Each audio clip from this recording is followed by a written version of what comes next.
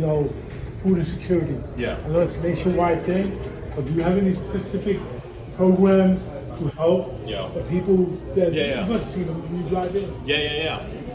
So what he asked about was, he sees like a lot of panhandling and homelessness that's going on in our country, and what are the programs that are here to help with that? Well, for people who don't know, our nation has programs that are called our continuums of care. And a continuum of care is like a network of organizations that help with homeless services and help people with wraparound services as well.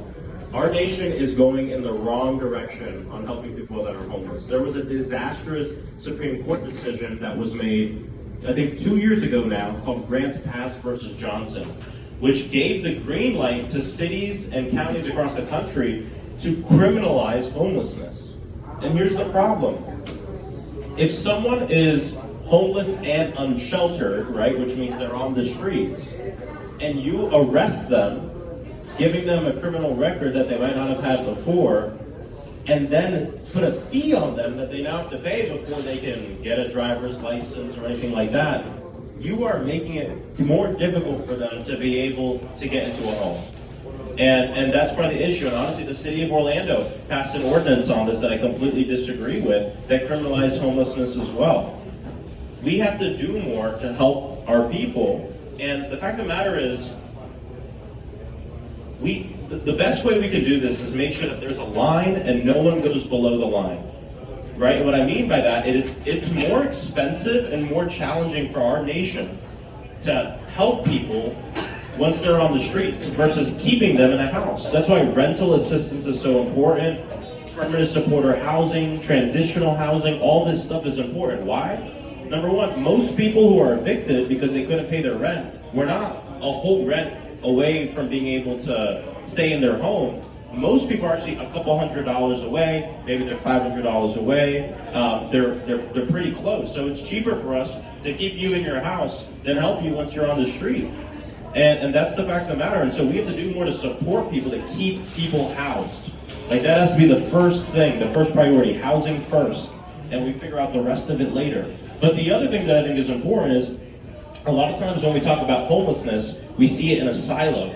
Homelessness is a housing crisis, right? It's a direct result of the fact that the rent's too damn high, the fact that we're in a homeowner's insurance crisis, and whether you're a tenant or a homeowner, you know that housing is a crisis.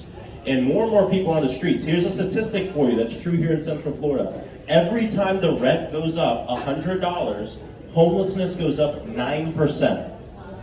Every time the rent goes up $100, the homeless population rises by 9%.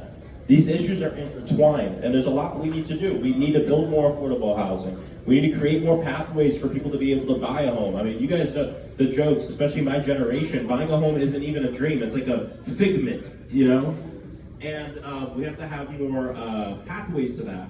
The other thing is, especially during COVID, the consumers lost so much power in the marketplace in terms of being tenants or buying homes. Private equity bought up all the homes in our communities and brought up the prices in many ways through a loophole by doing it through third-party sites, through algorithms. I have a bill that'll ban that. And then they're charging us all these junk fees left and right. I mean, I have a bill on this called the End Junk Fees for Renters Act, and what it does is make junk fees illegal. What's a junk fee? A junk fee is like lawn fee, trash fee, pet fee, this fee, breathing fee, that fee, that at the end of the day add up to could be hundreds of dollars.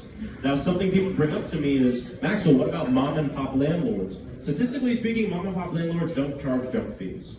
The other thing is, if you feel as a landlord, or in most of it's these big apartment complexes that are owned by people who don't even live here, if you feel like you have to charge it, that's fine.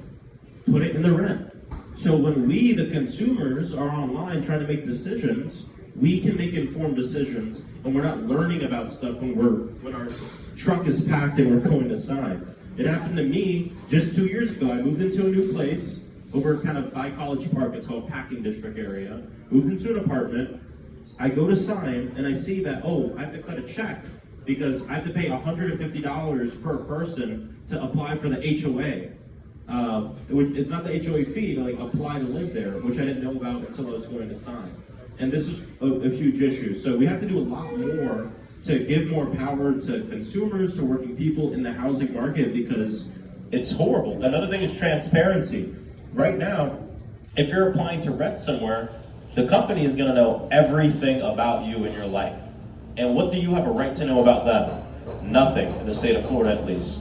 And so my bill would also make it so that way we have a legal right to know, has there been any pest issues in the past 5 years? Is there current litigation? Where are the complaints? All this stuff so we can make informed decisions, which I think is really important. Another bill I introduced to help with the housing crisis is to end the use of credit scores as the end-all be-all for deciding whether or not someone can rent. Credit scores are not a good indication on whether or not someone's going to pay. Hey, come in! Come in! Okay, all right. Credit scores are not a good indication on whether or not someone's going to pay their rent or not. Every study shows this. When a person falls in hard times, what are the first two things they cut from? Food and medicine. Food and medicine. What's the last thing they cut from? Rent or mortgage. What it's doing is it's keeping people from being able to access housing. And it's part of the reason we have this situation. I'll give you an example. When the rent hike moratorium was lifted in Florida, I was running for Congress at the time. I was living in an apartment like in Winter Park by Lake Howell Branch area. I get a text from my landlord, Maxwell, good morning. It wasn't a good morning. Your rent's going up 33%. 33% next month. And so I had to move out. I experienced homelessness for 2 months during the campaign. And when I finally got into an apartment, I was joking around, I think, with my friends, and I was like, well, at least if I win and I become a congressman, I won't have to deal with this anymore. Well, then I won, and I get to DC, I'm told, you need to have an apartment here in DC. I applied to a bunch of places, I didn't have any money, so I took out a loan so I would have enough money to move into an apartment in DC. And then I was denied every apartment I applied to because my credit wasn't great. Even though I had sort of had the money via loan, but I had the money to move in. I have a place now, so everybody knows.